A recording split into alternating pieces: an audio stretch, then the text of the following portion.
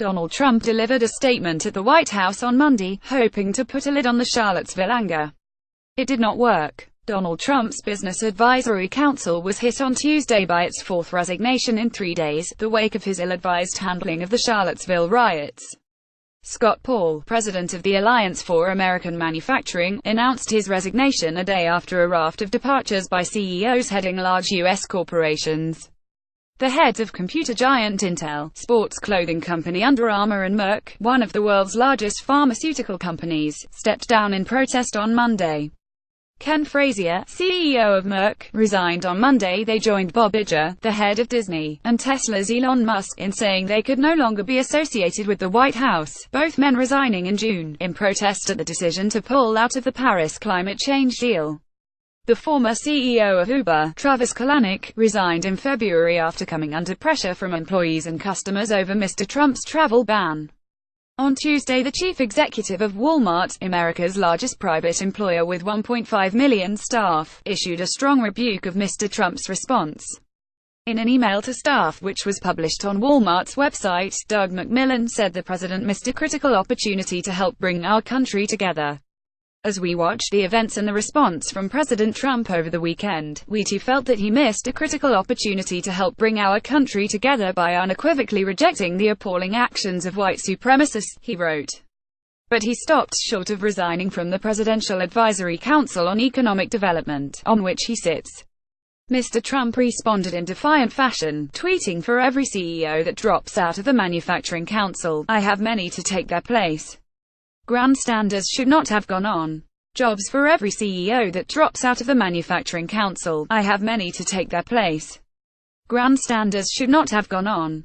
Jobs." Donald J. Trump at Real Donald Trump, August 15, 2017. But the exit of so many high-profile and well-respected business leaders is severely damaging to a president who has prided himself on being a businessman and a corporate champion. Mr. Trump was on Tuesday holed up inside Trump Tower working on his plans for revamping America's aging infrastructure. It was his first visit home since his January inauguration, but the president was greeted by thousands of protesters lining the streets of Manhattan, yelling "New York hates Trump." A giant inflatable rat in New York, to welcome the president on his first trip back to the city since his inauguration as he flew into New York on Monday night. Tensions remained high nationwide following the white supremacist violence in Virginia. In North Carolina, protesters on Monday evening toppled a statue showing a Confederate soldier, yanking the century-old structure off its plinth and kicking it to cheers of "No Trump, no KKK, no racist USA." White supremacists remain undaunted, and are planning to hold further rallies this weekend in Boston. Richard Spencer, one of their most high-profile leaders, said he felt that Mr. Trump's statement on Monday, in which he finally condemned neo-Nazis, was a tacit endorsement, as white nationalists were not singled out. The clumsy handling of the Virginia protests was heaping pressure on Steve Bannon, Mr. Trump's chief strategist and the figurehead for the alt-right in the White House.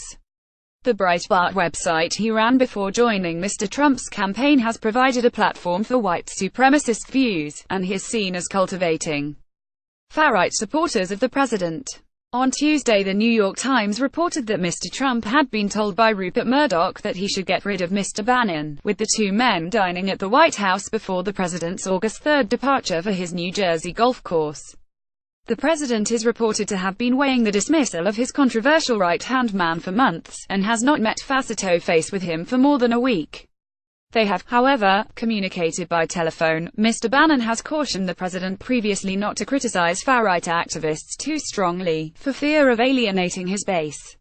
It was unclear, however, whether Mr. Bannon spoke to the president before he spoke on Saturday, and condemned violence on many sides, appearing to liken the white supremacists and anti-Harte protesters. On Monday, after 48 hours of mounting pressure from all sides, Mr. Trump finally condemned the white supremacists, but the delay sparked the resignation of his business team, and the damage has been significant.